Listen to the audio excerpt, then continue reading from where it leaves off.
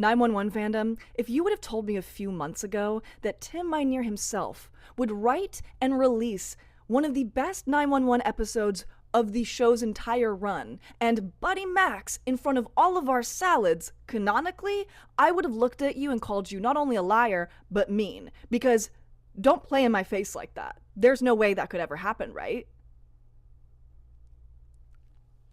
Hey, so what the hell did I just watch on Thursday? Season 9, episode 13, Mother's Boy? I just need everyone to verify for me real quick. That did happen, right? I'm a little concerned that I am making it up, so I did rewatch it today. It does seem like it did happen, but maybe I've lost it. Maybe I'm making all this up. Maybe I got in a car crash and this is all a coma dream. I can't tell actually, because that's how crazy it was. To me. We're going to talk about it. I have so much to say. So everyone, get a snack, get some water, and let's get into it. A hefty round of applause to all the filmmakers involved in this episode, because it was gorgeous. It was so cinematic. The cold open alone had my jaw on the floor. The sunrise shot with the slow-mo first responders pulling Eddie out of the wreckage. The musical score throughout the whole episode, the color grading, the lens flare shots, the establishing shots. Like, why was this a movie? Like, I need more. I don't know if we're gonna get more like this, but like, I need it. You can't give me an episode like this and then just be like, okay, back to normal, huh? Like, I didn't know this was a possibility. I didn't even know we could want this. I'm understanding now why this episode has usurped Sink or Swim. That's crazy, right? Did you know that? Sink or Swim, the tsunami arc episode? Yeah, this episode is above it on IMDb right now. Wild.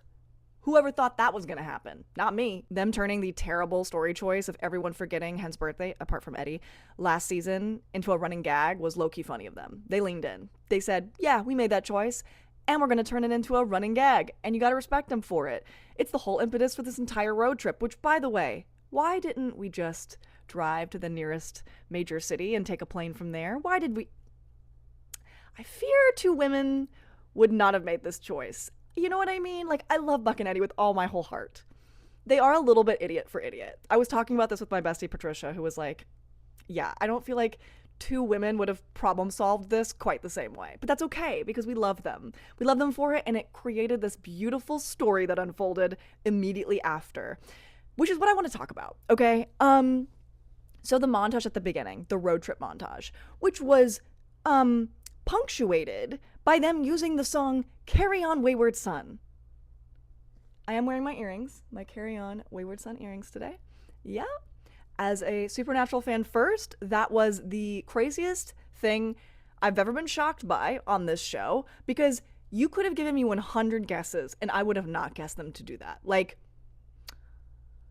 there's an entire live reaction of me witnessing that for the first time on my page if you want to go see it, because something feral did happen to me and my friends in that moment. So I won't take up too much time talking about it here, but low-key crazy and triggering and kind of funny.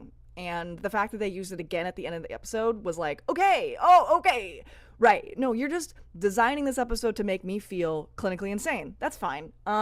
Cool. I'll just never be the same again. That's fine, I guess. Buck and Eddie bestieism, oh how I've missed you so. In fact, we got more of it than I think we ever have. Like, so much of their dynamic is fraught with so much drama, and that continues later on in this episode, but we got a nice little moment of them just like hanging out in the car, singing, ranking movies, throwing snacks to each other, bickering like they're known to do.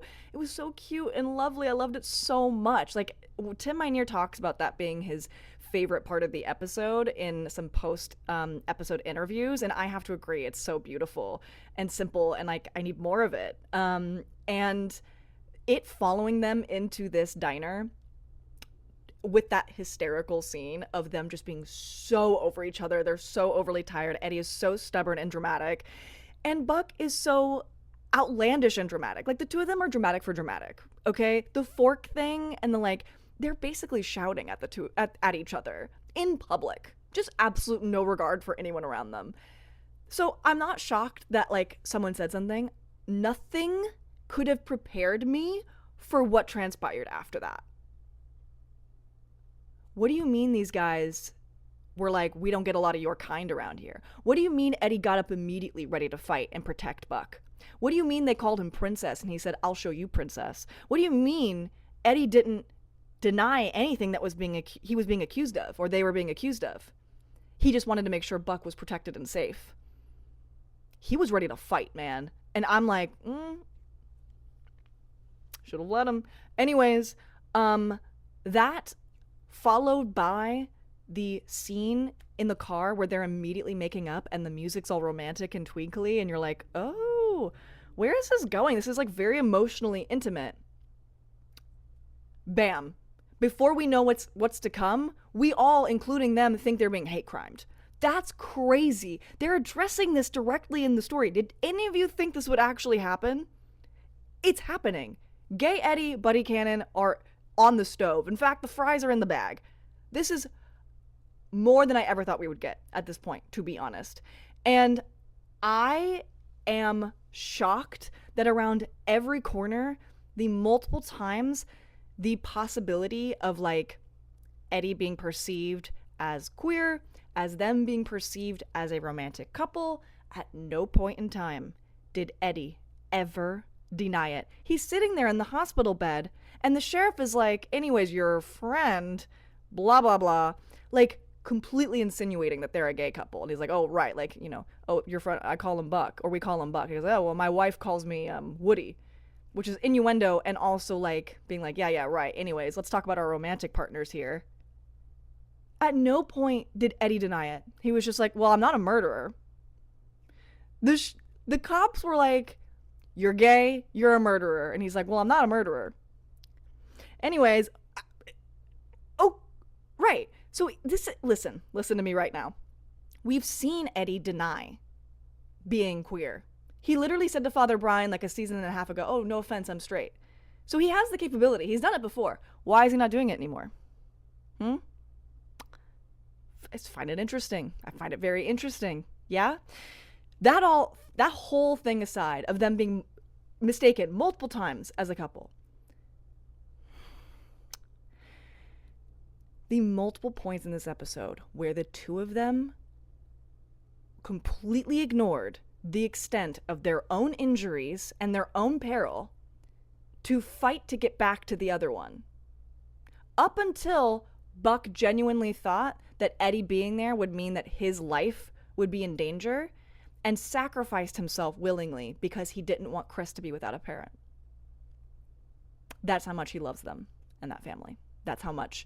And Eddie climbed out a hospital window per the advice of Athena Fuck Them Laws Grant, stole some guy's clothes who's in a coma, I guess, got on a horse, and started questioning locals himself, Dean Winchester style. By the way, they gave him the Jensen Ackles cheekbone cut special. I don't know if you guys noticed that. Hilarious. Full Supernatural style, like, I'm gonna get back to him. I'm saving him. The cops are taking too long. I'm doing this. I'm gonna make sure he's okay. Are you sure? Are we sure we're not reading a fic? Are we sure? Because this is crazy. Oliver Stark's acting through the entire kidnapping portion was heart-wrenching. His performance was so beautiful. I cannot wait to see Oliver Stark in other things as well because he is really getting good and I'm very excited for him as an actor. He had such an understanding of Buck. It's beautiful. And I truly loved Ryan Guzman's performance as well. Like, he was very, like, set on his mission, obviously under less duress than Buck was, but you could tell how violently he cares about Buck. Like, he will do anything to save him. He had a gun out. He was ready to use it. The look on his face when he saw that Buck was alive, him screaming Buck's name and running over to him and cradling his head while he makes sure that his pulse stays active because of the parallel trauma of how he experienced Shannon dying very similarly.